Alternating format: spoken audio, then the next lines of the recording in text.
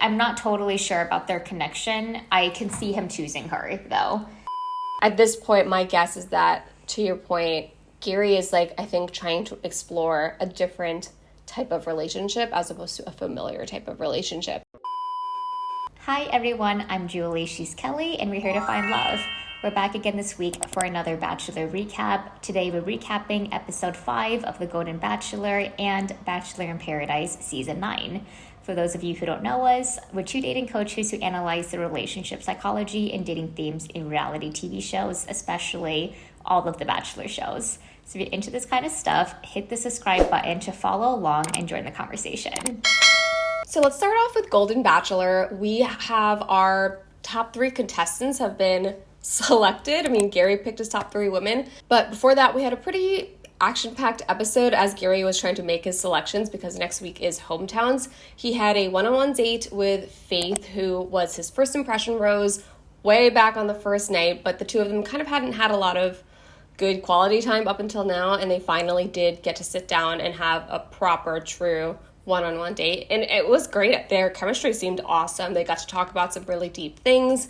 Faith kind of opened up about her backstory, which was very interesting to hear. I don't know what I thought her backstory was, but I didn't expect her to talk about having these experiences of being homeless as a kid and these experiences of not having mother or father figures. She talked about quite a lot of traumatic stuff that happened in her childhood, and she discussed how that made her feel like maybe she's not whole and how that has impacted the types of men that she has dated in terms of almost, it sounds like she described it as like almost like she was like replicating the dysfunction from her past in her relationships and the people she was choosing to date, which is definitely a very common thing. We kind of seek out familiarity often when it comes to our relationships, or if we have not healed things from our past that have happened and worked through and processed traumas that have happened, then we can subconsciously seek out people who help us kind of recreate those dynamics in our lives because they are familiar. And so it's interesting that Faith was able to really clearly articulate that. That does signal that she has been probably doing the work to process everything that happened to her as a kid or as a teen, and has since come around to understand that that has been impacting her choice in men. And also she talks about how that's why she's so excited about Gerry in comparison to the types of men that she had been involved with in the past. So to me, I was very pleasantly surprised by this conversation and by Faith, and it seems like Gerry was too. He seemed like very skeptical at first going into the date, but then when he gave her the rose, I was actually kind of surprised that he gave her that hometown rose right there on that date. So it was certainly, it was like she like leapfrogged ahead. At first she had been fading behind, I thought, and I was a little bit worried that she would just go home this week. Not worried, but I don't know. I just thought that maybe she was gonna fade into oblivion, but she really leapfrogged back ahead today. I'm surprised that she got the hometown rose because Gerry had said so many hesitations leading into the date. Can this grow and blossom into something? I kind of have been building all of these other connections, and Faith has been constant. She has been there, but she was initially this really fast spark that turned into a slow burn, and then she flamed up again. Gerry, he's kind of like Mr. Rogers coded. He's just such a nice guy, and he's so sweet, and I think there is something about him that wants to protect somebody and take care of somebody and have somebody's back. And the way that Faith shared her story, I could see that part of his personality coming out of, hey, I'm gonna be that person for you, I will protect you. And I love that because it just shows this is what we're looking for in relationships. Outside of all of this excitement from a person, it's really the safety, security, and kindness and open-heartedness that we're really drawn to, and we will be drawn to for most of our lives.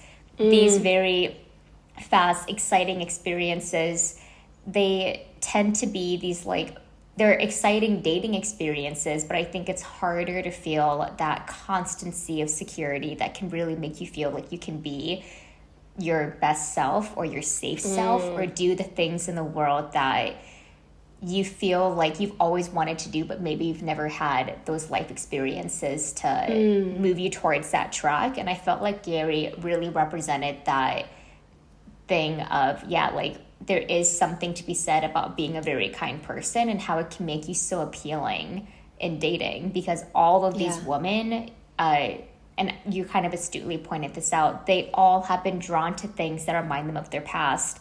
And maybe they've been through hurtful experiences in their past. So then being with Gerry must feel like such a high almost, because it's such an amazing feeling to be with someone that you know loves you for you and wants to take care of you. And enthusiastically consents into that, doesn't see you for anyone else besides who you are, like your true self. So I just continue to just totally see why Gerry was the perfect Golden Bachelor. Yeah, absolutely. That's really well said, that he has that kind of protective instinct, because that is very similar. Actually, this whole dynamic between Faith and Gerry was actually very similar to what was going on with Leslie, who also got some one-on-one time on the group date.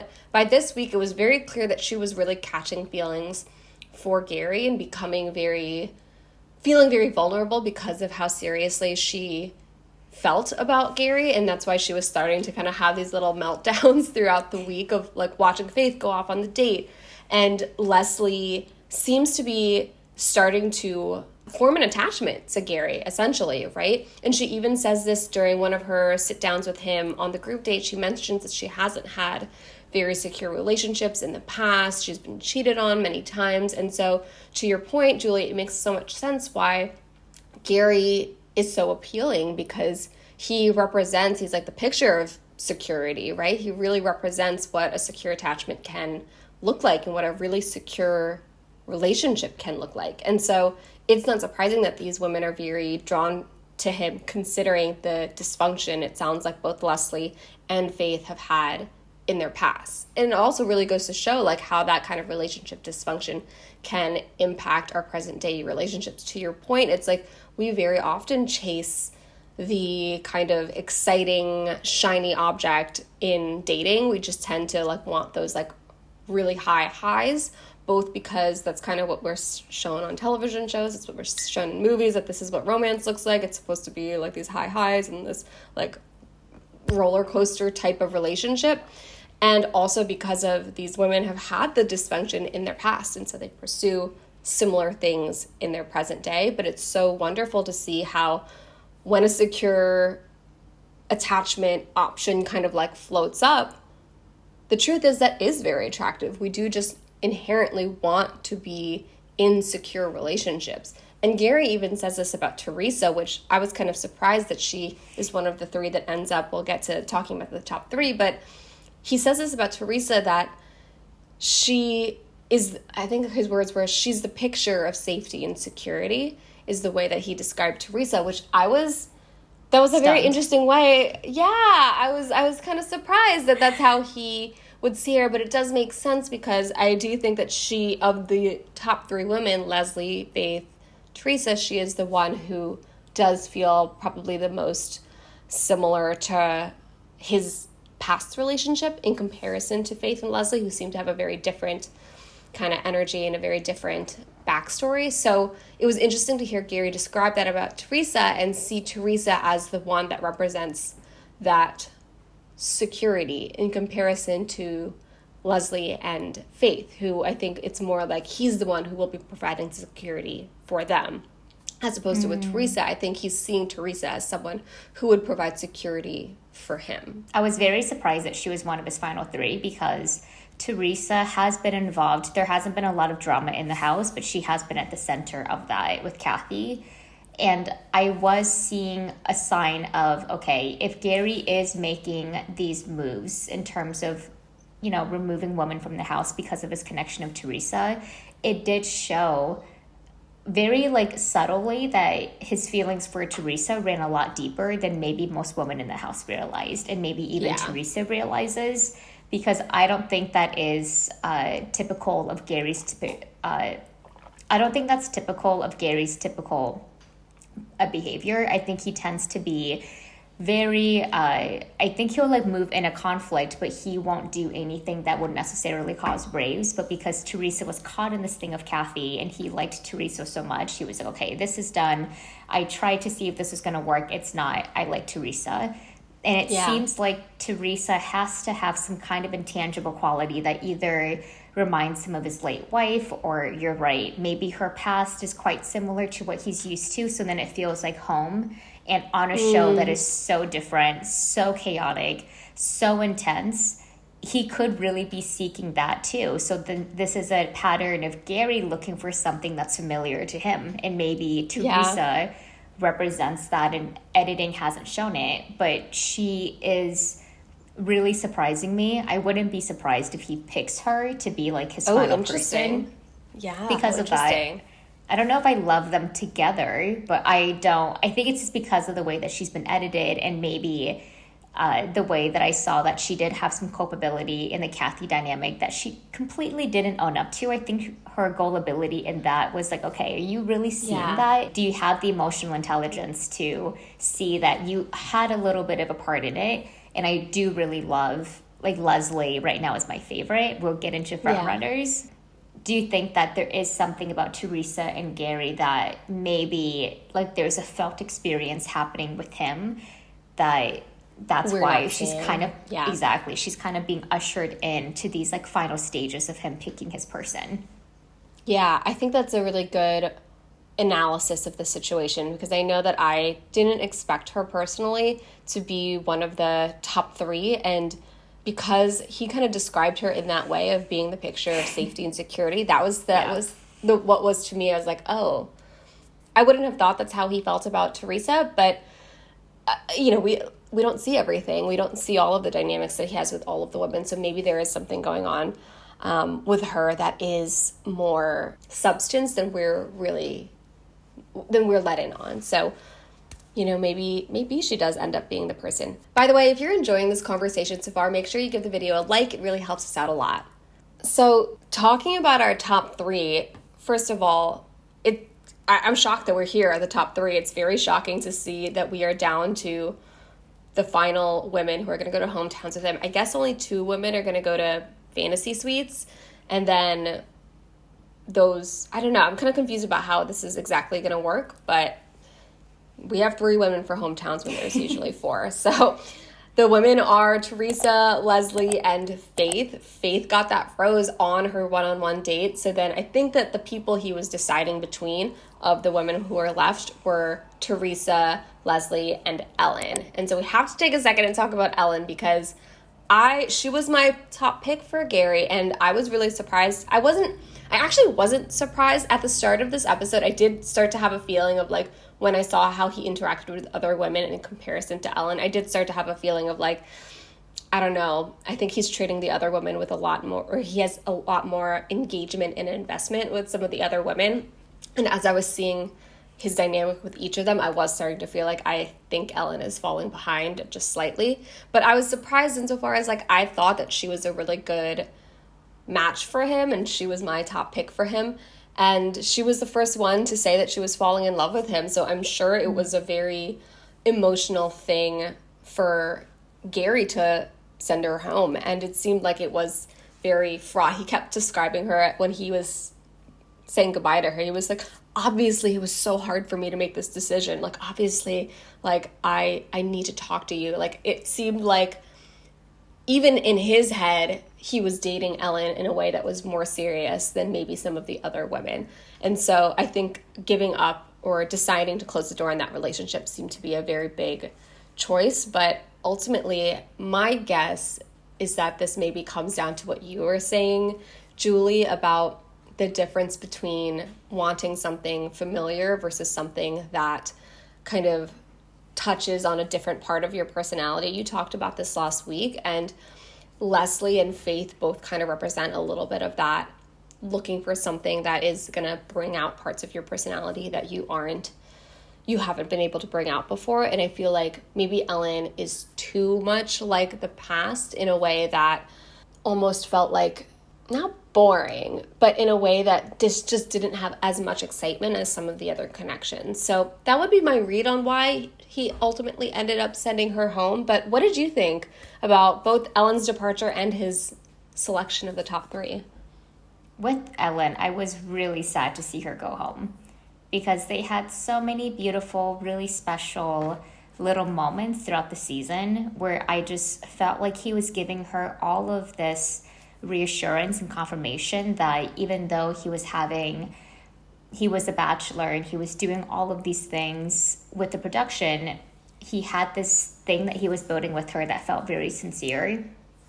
But you're right, at the top of the episode, when I started watching it, he lit up around the other woman in a way he didn't with Ellen. And I felt like with Ellen, it seemed like something where if they met in real life, they would have a really beautiful relationship. But would it be dynamic and different and multidimensional? I don't know. I don't know if Ellen needs protection. And that's what the three women have in common. There's this element of Gerry feeling like I'm protecting Theresa from these people in the house. I am protecting, or I have Leslie's back. I have Faith's back. Ellen doesn't really need that. She's a very independent, autonomous person. It feels like she is really complimentary to Gerry.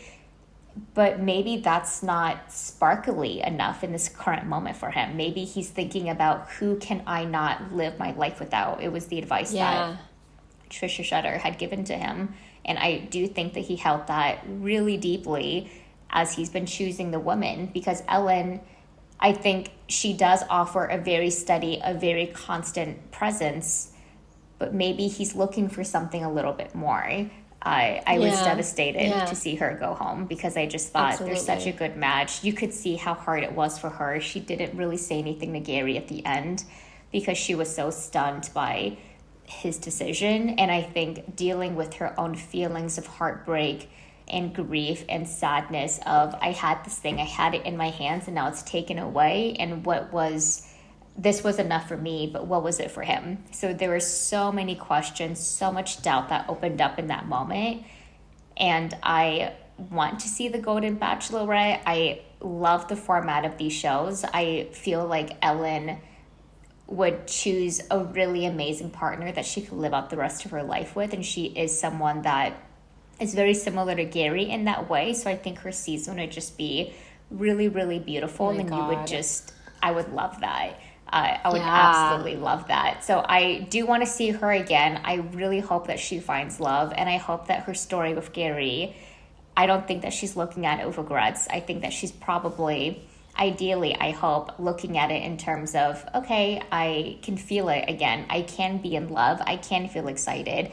And I will find someone that chooses me back with his whole heart. And that's what Gerry didn't have. And that's why I'm glad they didn't end up together, because Ellen totally deserves that from somebody. Yeah. Someone that just totally sees her, because she's so amazing. Yeah, I completely agree with that reading. Absolutely. Okay, what did you think about the top three he did pick, though? Yeah, with the top three, Theresa... I'm not sure about Theresa, just in terms of she is so sweet, and maybe the show doesn't really work with her. I just felt like I don't know. I'm not totally sure about their connection. I can see him choosing her, though. And with Faith, I feel like Faith and him also have a really great connection. I just worry, have they progressed enough in their relationship outside of Theresa and Leslie? Because Faith was coming in hot at the beginning, and then she came in very hot at the end. But there's been all of this experiences that have existed in the middle that she hasn't really interacted with. So I'm curious if he'll feel like, do I have enough time with her? And maybe that will be something that is deepened during Hometown. Yeah. I really, really like Leslie. And I think I like Leslie for him because it just feels so interesting. Their connection just feels really, really nice. And it feels so sweet. And I like how they seem like I think that who Leslie is as a person taps into a side of Gerry that he doesn't really show a lot, but he has access to. It just depends who can like push that button to maybe help him unlock that. Leslie feels like that for him. So I would say Leslie feels more like a wild card choice, and I say this with air quotes. And then Faith is kind of in between Theresa and Leslie. Because Theresa, Faith is very exciting, but she's also very steady and secure and has this very romantic, homey vibe to her. And then Theresa feels like there is something that reminds him of his life and his past What do you think about the top three? I think that's a really good analysis of the situation. Theresa, to me, I feel similarly to you, and similar to how I feel about Ellen. I think Theresa represents a very similar type of option for Gerry, of something that's like closer to the type of relationship that he's had in the past.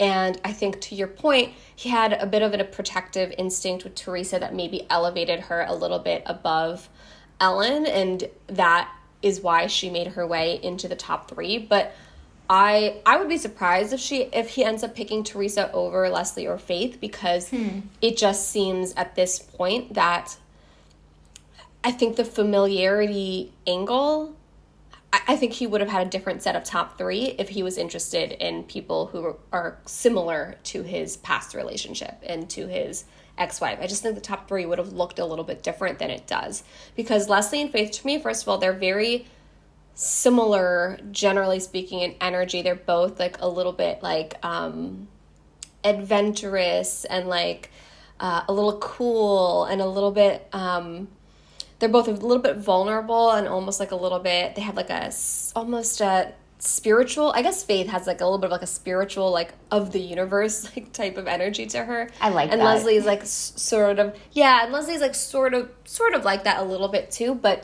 I think that they feel so different than the Theresa Ellen type of trajectory, and I just think that at this point, my guess is that, to your point, Gerry is like, I think, trying to explore a different type of relationship as opposed to a familiar type of relationship. And so I will be surprised if he picks Theresa. I think they would be a perfectly fine match. I think she has been involved in drama and she hasn't handled it in the best way ever, but I do think they're both so kind that I think that they will both be able to move through a marriage to each other really well, and would be able to, just like be good life partners to each other. So I think it would be a perfectly fine relationship, but I would guess that he's going to go for more like a Leslie or Faith. And at this point, I was like very not sold on Leslie for a while, but now I'm kind of coming around to your side of maybe Leslie is going to be the one for him. And mostly just because in this episode, I think her level of vulnerability really spoke to him, and his protective instinct over her seemed to have come out. And that one thing that he said to her when they were like sitting in one of the amusement park rides, she's like crying and he's like holding her and he goes, "You're my girl." I was like, excuse me, Gerry. What? I was like, Jesus, what? I was like very surprised to hear him say that. So that, to me, it does make it feel like, at least as of right now, she is the one who is the most the front runner as of this week. I think she's the one that he's the most kind of interested in, or the most leaning toward. Let's see how the next last few weeks pan out. But if I were to pick right now, I think now Leslie is the one who is seeming like she is really starting to run away with it. But I don't know. I feel like every week I'm starting to shift because we can't tell.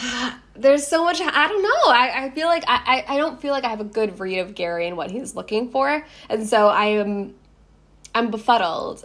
The way he described Faith too was really interesting. What he said about her was like, I thought it was all about the physicality, but as it turns out, she's a really interesting person. Him saying that about Faith was surprising to me, because my read of him was that he isn't interested in the physicality, or isn't as interested in the physicality of relationships. And I still think that's partly true, but the fact that he described Faith in that way, and that Faith has made it this far, considering what he basically said, which was that he was mostly physically attracted to her, I don't know. It makes me feel like maybe I've been reading him a little bit incorrectly. So I don't know. I feel very lost as to what I think he's going to do at the end. Same. I still think Ellen was the right choice. I know. Ellen was a really beautiful choice that I think, I don't want to say it's a guarantee almost, but it just would have been a life that you could almost envision and picture in your head, and it was going to come true to that, if not be better than what he had imagined. Because these other matches, to me, it does feel like there has been so many nuances to their dynamics that makes it harder to predict what the relationship would really feel like. He is someone that is so kind, and when you're so kind, we'll get into this Bachelor in Paradise. It's like, what are you really looking for? You almost can't really tell with him because he is, I think there is this chameleon effect of him kind of like moving his personality when he's with somebody, and he is still being him, but I think he just has a lot of different aspects to who he is as a person. And these women do bring out certain accents and features for each of them. So it's very fascinating. And this is why I am so excited for Hometowns, because it feels different. I usually don't like watching Hometowns. They're a little bit boring. There's always like the really stern dad. There's always like a lot of this protectiveness, and this feels different. You're meeting their kids, you're meeting their grandkids, you're seeing them want their parent to be happy and be in love. And there's this sincerity and vulnerability and talking to Gerry that the show hasn't been able to really go to, because I think it has a little bit more of that tropey meeting the parents. You have to really, go through some tests so that you can prove that you're worthy of them. And I don't know if that's going to be really what this part of the episode is going to feel like. I think it's going to be very sweet, and Gerry, he's going to be in for such a wild ride, because as soon as he meets their families and as soon as he sees how much their families really care for them, and he sees what they're like, I think that he is going to be in for a lot of pain in terms of maybe he'll say things to the families that he'll feel like, oh my gosh, I have this responsibility. Yeah. It just gets heavier and heavier because he is holding on to 3 hearts, and these 3 people really are starting to fall in love with him. Yeah, absolutely. I agree. I am so excited for this Hometowns, and I'm the same way. I don't tend to enjoy the Hometowns episodes that much, because I just don't feel like they give actually that much information about the people. Like, everyone's always like, my family means everything to me and I need to get my family's opinions, but it's always the same. It's like the family is just kind of like, well, if you like him, we like him. Like, it's like there's no real information is ever really gained in these hometown dates. And I think that's honestly true in real life as well. Like, often the meeting of the family is important, but it's not like something that is necessarily giving you that much information about the person that you're dating. It is more like, I really care about you, so of course I want to know the people that are close to you, but it's not usually that those family members are going to give you that much information about this person. Maybe a little bit, but like not a ton.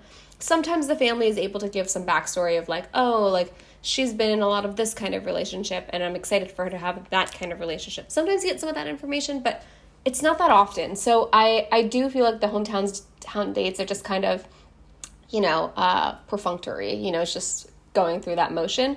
But this season with the Golden Bachelor, when I saw that preview, seeing that one little kid go up to Gerry and be like, are you going to be my new grandfather? I was like, whoa, that's intense to have a child say to you, are you going to be my new grandpa? Like, that is so intense. That is, it really emphasizes that Gerry is not stepping into the, like, oh, I will be, swooping your, like, beloved daughter away from you. It's more like, I'm stepping into the role of, like, a grandfather-like figure in a family. And so that's very different. It's a very different type of relationship that he's going to be having with the family of whoever he chooses to be with.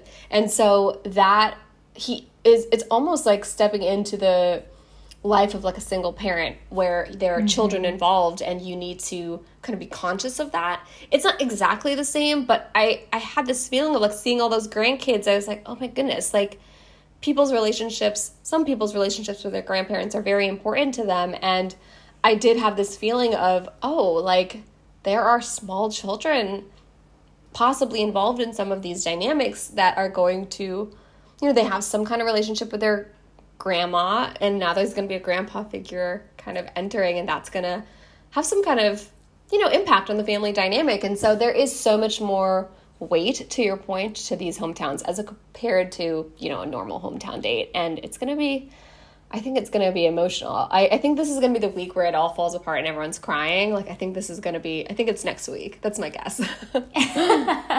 And to your point, too, what you were saying about the the role that Gerry is stepping into, there's also this practicality that I'm sure Gerry is calculating in his head of how these people get along with my family, which is also not as big of a dimension with, of course you care about your in-laws, but then you can have your own relationship with them.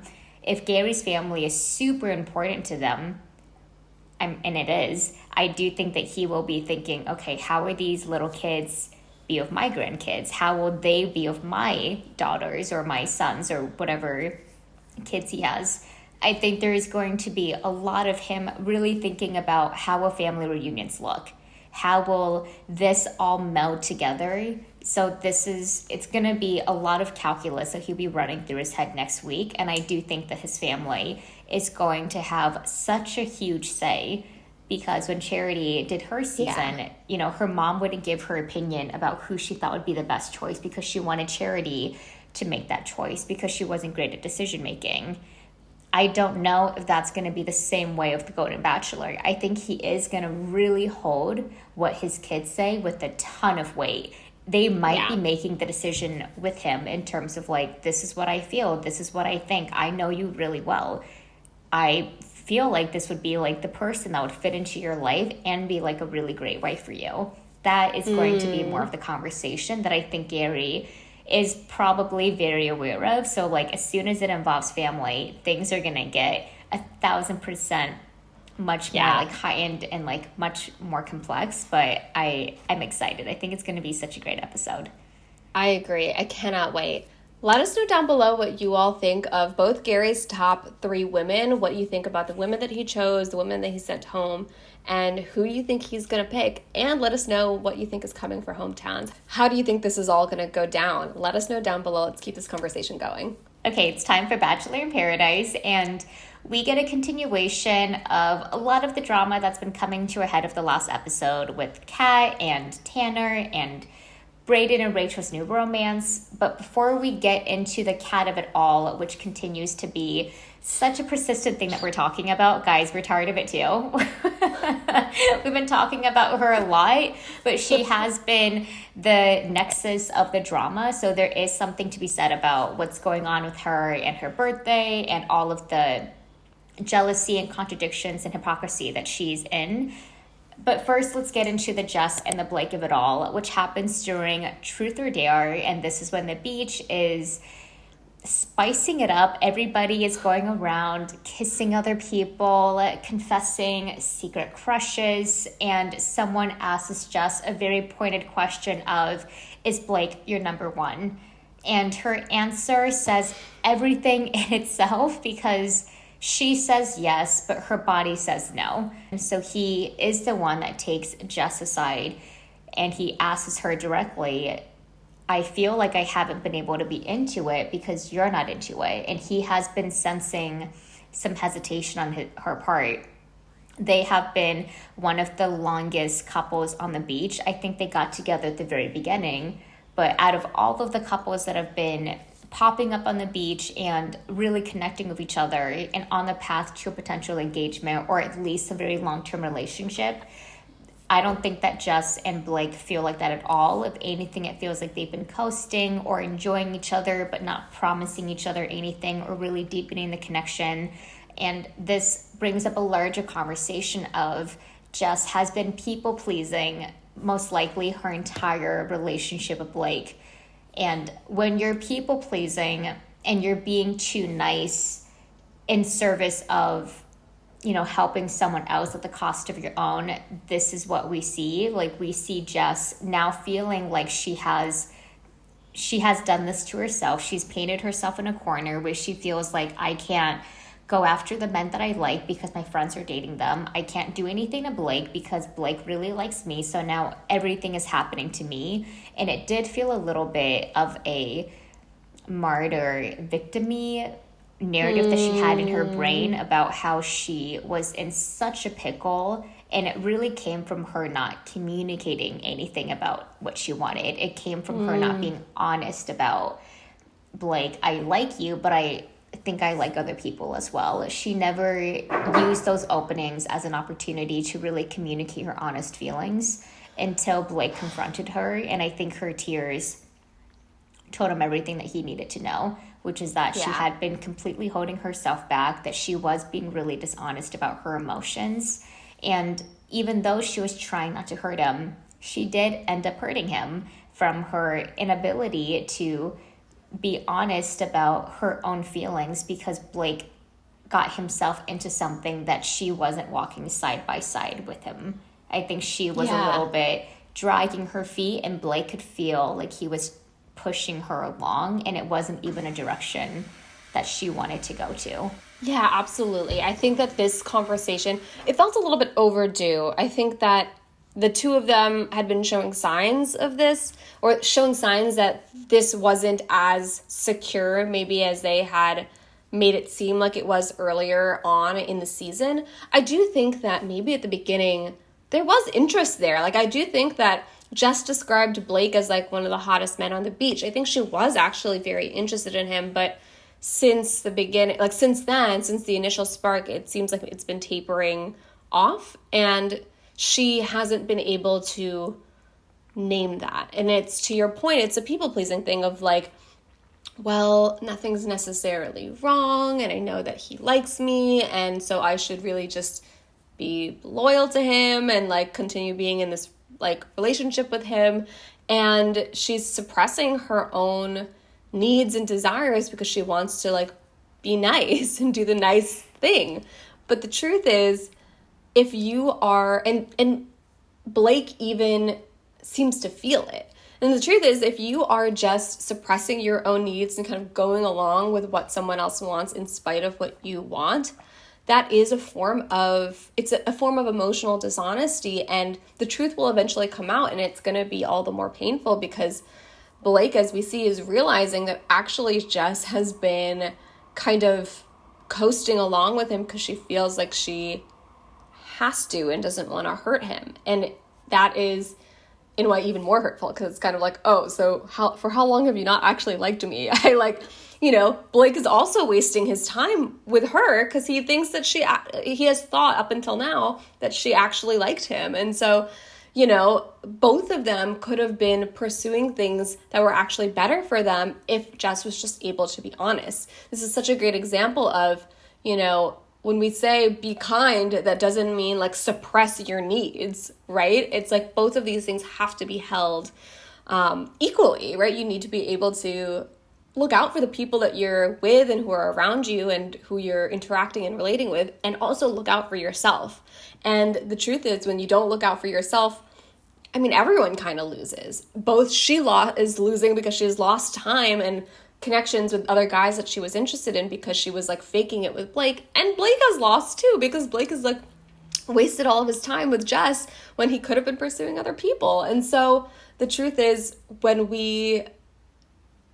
there is a consequence to being, I don't know if I would call it like too nice, but it's like you can't just suppress your own needs and just, I'll do whatever is good for everyone else, because eventually the truth of it is going to come out of you, and it's not going to be good for anyone in this situation. And that's kind of what's happening with Jess and Blake now. Kat and Jess represent the polarities between this, where Kat is very much looking out for herself. I'm going to do what I want. I am not really concerned of other people's welfare. It is my experience that I am prioritizing. And Jess is, I am prioritizing everybody else's experience but my own. These two could use a little bit of a lesson from each other to balance each other out, because Kat, we saw this episode, I mean, despite her meltdown, it is very clear that Kat is fun and she's super sweet and that a lot of people like her on the beach. If she had a little bit of that empathy when she was trying to get the things that she wanted, I think it would make her such a well-rounded person. And the same thing with Jess. If she felt a little bit fearless in saying, I'm okay if I'm being disliked, I'm okay if I'm going to do what I want, even if other people are not going to understand me, I feel really confident in my perspective and I feel really confident of how I'm approaching things. Jess would not feel like she got herself into a corner that she put herself in. No one asked her to. Blake didn't ask her not to explore anything of anybody on the beach. Jess was the one that decided to do that because she was uncomfortable of the idea of having a conversation with Blake that might have hurt his feelings, but it came at the cost of her own. And that's what happens with anything, any kind of confrontation. You might try to put it off, but it will come because you are two different people. You have two different perspectives. At some point, you will have to combine those, and there will have to be some kind of understanding or negotiation or compromise so that you can move and change the relationship that you have and bring it to a different place. Relationships are not static. And I do think that is something that Jess has in this moment that maybe speaks to why she feels like she's in such a pickle.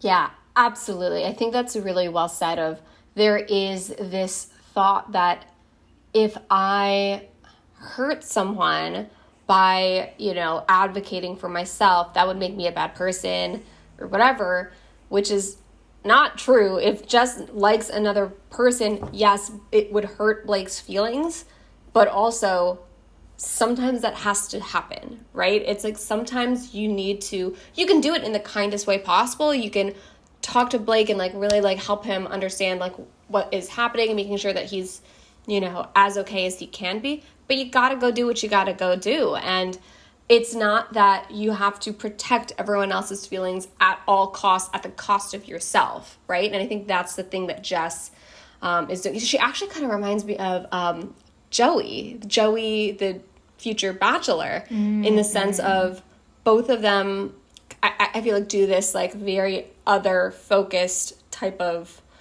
way of being. And I actually think those two could be a really cute couple. But I was just thinking that when you said it. She's going to show. I do think that Jess is a sweetheart, and I actually think she's smart and very much able to have these types of conversations because she did it with Kat. She pulled Kat to tell Kat that hey, this is how Brayden is feeling, and Brayden is hurt for XYZ reasons, and you should be careful with the way you're talking about XYZ. So we know that and actually she did it with Zach too on Zach's season, right? When she was upset that she wasn't getting enough time or a one-on-one date, right? She didn't get a one-on-one date, and she brought that up. Blew up in her face. I blew up in her face, but she did have the conversation. She went up to him and she really stuck to her guns, and she was like, listen. And Zach kind of tried to turn it around on her, and he kind of tried to make it seem like she was focusing on the one-on-one dates, and she was trying to get these tick marks. The way he phrased it was very strange, but she really stuck to her guns. It was no, I'm telling you that it is tough that we can't progress our relationship, and this is something that is important to me to have that quality time. And she stuck to her guns and really told him what she wanted. So we know that she's capable of it. It's just, I think maybe in this group situation, maybe there's just so many competing needs that she's getting a little bit lost in them, right? The Blake needs, the Kat needs, and whoever she's interested in, and not wanting to cause waves on the beach. It's I think maybe she's having I kind of relate. This is why I'm I kind of get what she is going through. It's when you're in a group situation and there's so many people and everyone needs something, and you're kind of trying to manage all of the needs at the same time. I don't know if everyone has this feeling. I have this feeling when I'm in group situations of feeling I need to manage everybody's needs and make sure everybody is okay. And then I get out and then I go home and I collapse because I've been emotionally tending to everybody in the group. I think Jess, my sense is that maybe she has a little bit of that, and this group dynamic is really hard on her, and it's making it hard for her to focus in on her own, the things that she herself wants. And you see she starts crying. When she starts crying in that conversation with Blake, I do think it comes from a place of she's feeling overwhelmed. What does she say? She's I've been trying to take care of everyone. She says something to that effect of I'm trying to look out for everyone. I haven't gotten to have my own experience. I do think she is, to your point, carrying everyone's feelings on her back when she doesn't have to. No one asked her to do this, but I think that's it's probably just part of her personality. She's giving 2. She's giving type 2, give or take. Of the Enneagram, for sure. Yeah, of the Enneagram. She's giving a little bit of that. But very other focused. But yeah, so I do think, though, when we put it into the context of dating, what she is doing ultimately is hurting Blake, because if she doesn't know, if she doesn't actually really like Blake, then actually the kindest thing to do is to let that man go and explore other things. the truth is, if you're not sure, you're waffling, you're interested in other people, then he deserves to be able to have that information so he can go and whatever, explore the other people that he's interested in. And by her withholding that information, she is actually doing him a disservice. And I think that's the piece of the puzzle that, you know, we often forget when we're trying to not hurt someone we're dating. It's like when someone stays in a relationship with someone that they're not that interested in, but it's because they're afraid of breaking up with them and hurting their feelings. But the truth is, it is worse to stay with someone and make someone think that you were invested in that relationship when you actually aren't, because ultimately it's going to hurt more later down the line when the relationship ends, which it will eventually because you don't like them. So I think that Jess missed a little bit of that big picture, and that's why it's all kind of blowing up right now. I love that perspective of nuance that you brought to Jess's very unique situation, because I do feel like she's in a very precarious, emotionally risky place, and they are giving each other roses week after week. So there is this guarantee almost of, I know that I'm always going to have this. Do I risk the safe option to maybe pursue Tyler, who is with Mercedes, I think? I forget who he's coupled up with.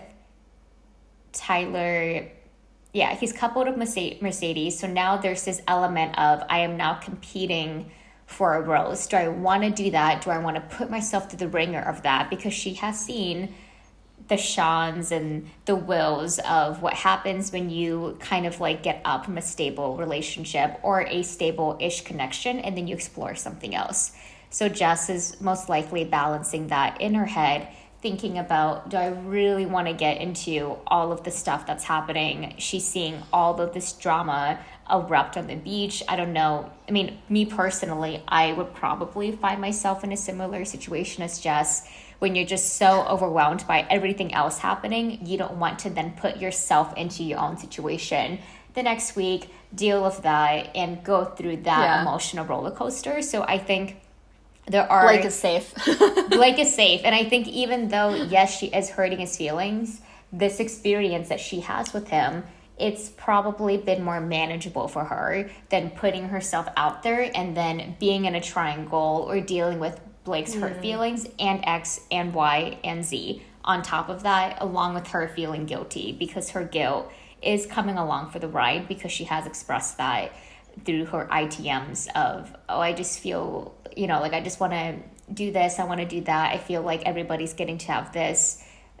So I think that the reason why she is kind of now realizing, okay, I need to have my own experience, is because Blake brought it up, and now she's starting to get resentful of this choice that she made on her own. And I think that resentment will take her out and it will have her explore whatever with Tyler, and then we will see how that happens with Jess. But it was very fascinating to see that people-pleasing niceness playing out on the beach and how it was impacting Blake and other couples.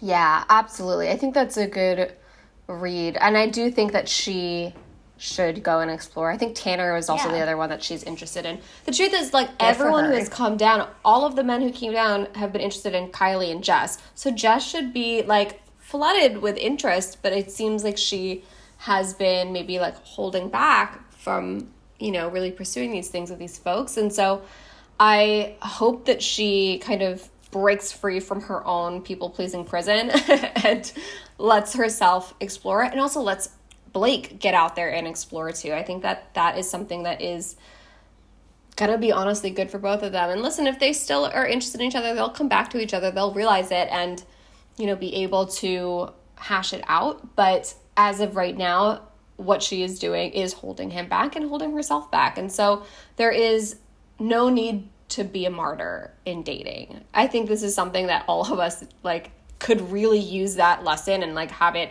really hammered into our brains, is that dating is not a place to be a martyr. Do not give up your needs for anyone in a relationship. Do not give up on the things that you want and force yourself to stay in a relationship that's not satisfying you, because eventually it's going to hurt not just you, but the other person. And it doesn't actually do anyone any good to stay in a fake relationship. And so this is like I relate to Jess so much because this is something I do too. That probably would have been me on the beach. I really relate to it, and I think this is something we all need to like let this sink in. It's like she is not doing any favors to Blake by sticking around when she's not really feeling it. 1,000%.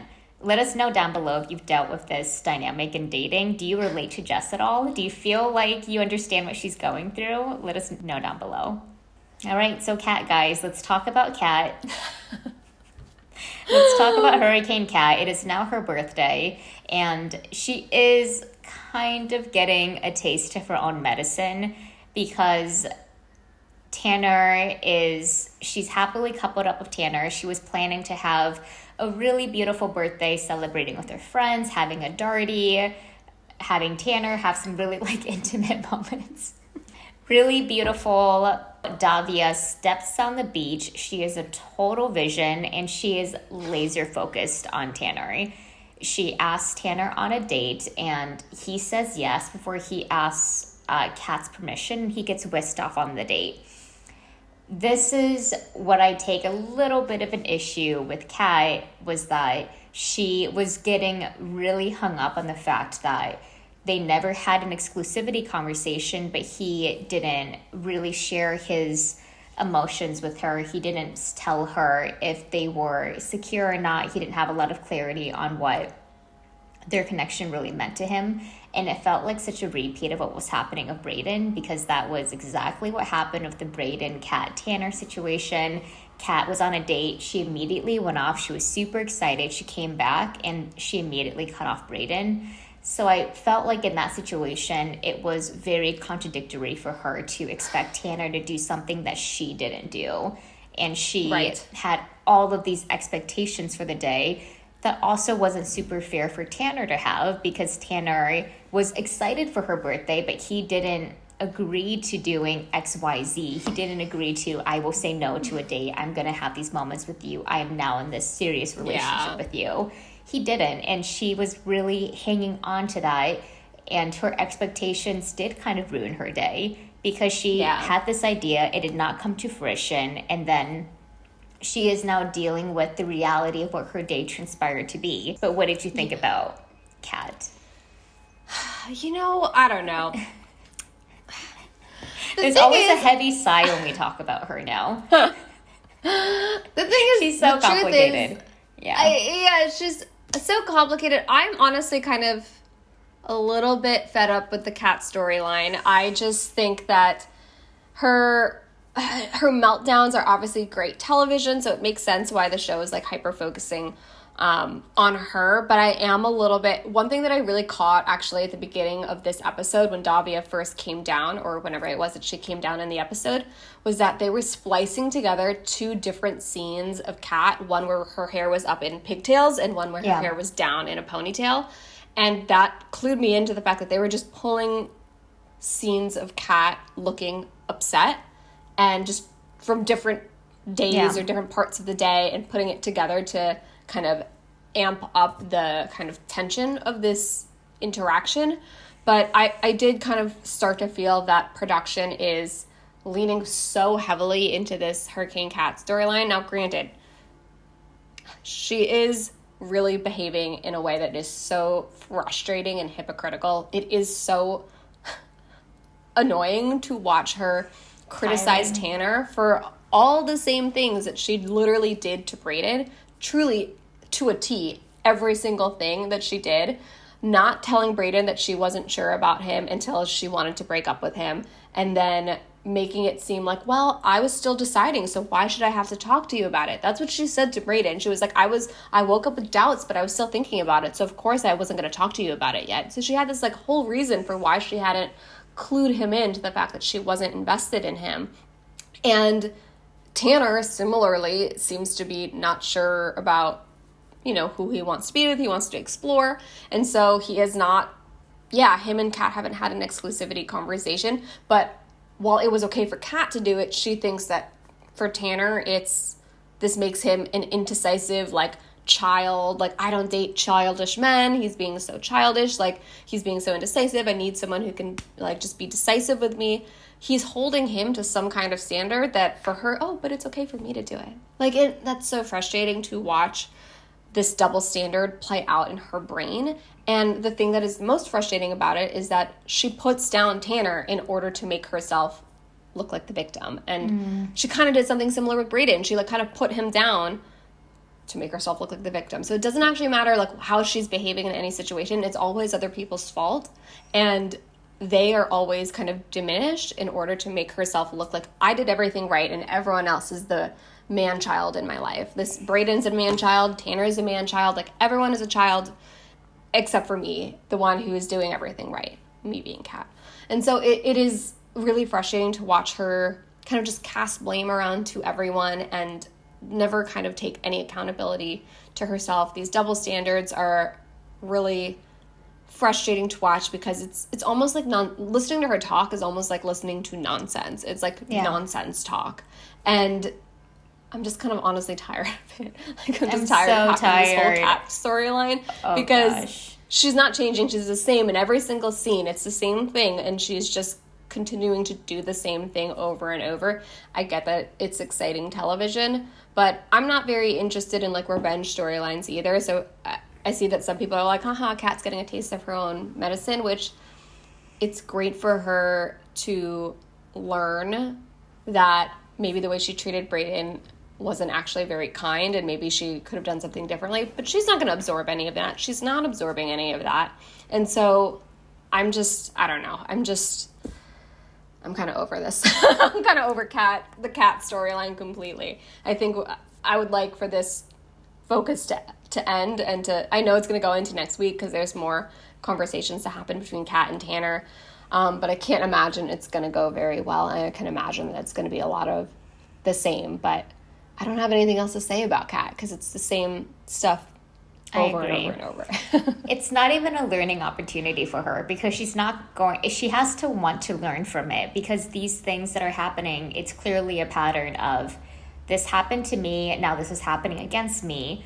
Why am I in a very similar situation, but there's different actors? That's a really big invitation for her to start to reflect, but she's not because I feel pretty confident in forecasting this, that Tanner will break it off with her because he will be really wishy-washy and she doesn't date childish, insensitive, immature men, whatever she was kind of repeating about him.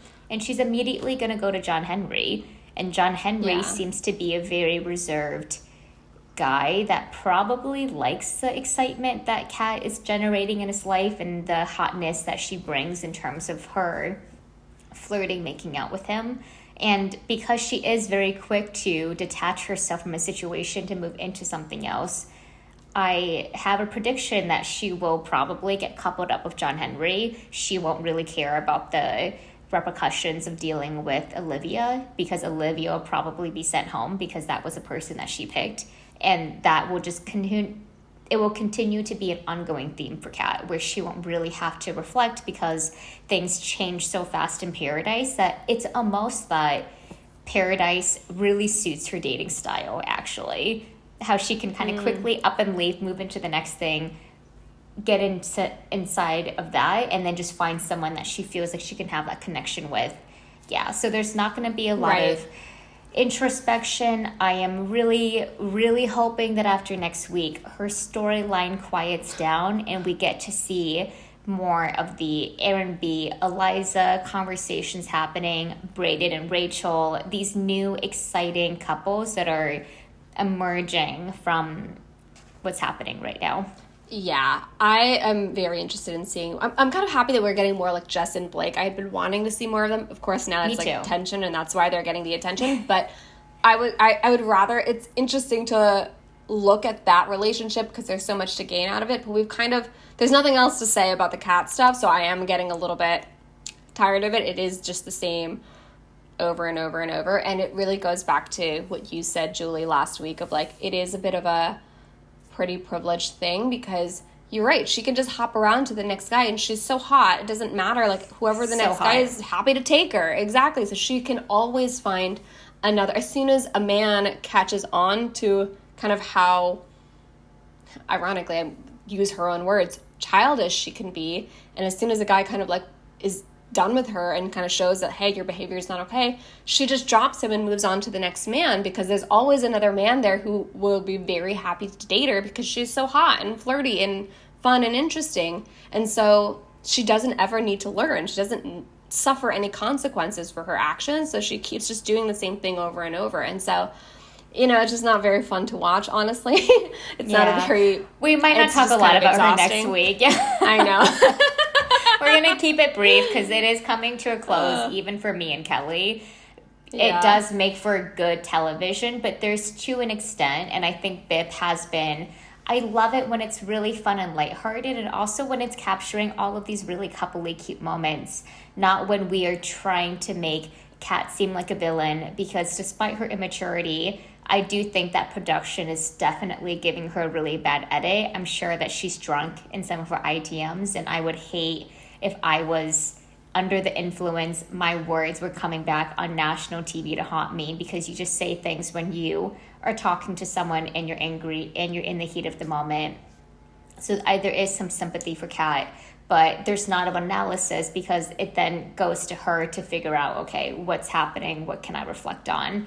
And what can I move on from, you know? And I don't think Kat is really going to get into that, because I just have a really big suspicion that John Henry is going to welcome her right in. And he is going to be more than happy to have Kat making out with him. Exactly. Totally. Well, let us know down below your thoughts on the whole Kat, Tanner, Davia situation. What do you think about the way Kat has been handling this stuff? And how do you think her storyline is going to pan out for the rest of the season? Let's keep the conversation going down below. Of course, always keeping in mind we have a little bit of sympathy for the fact that all of these people are getting specific types of edits from this show, and we don't really know everything that's going on. But yeah, let's talk about it down below. Okay, that's it for week 5 of Bachelor in Paradise and Golden Bachelor. Thanks for watching with us. We're so excited to see you next week. There's going to be a very special guest that we're excited to introduce you guys to. So yeah, we'll talk to you guys then. Bye. Bye.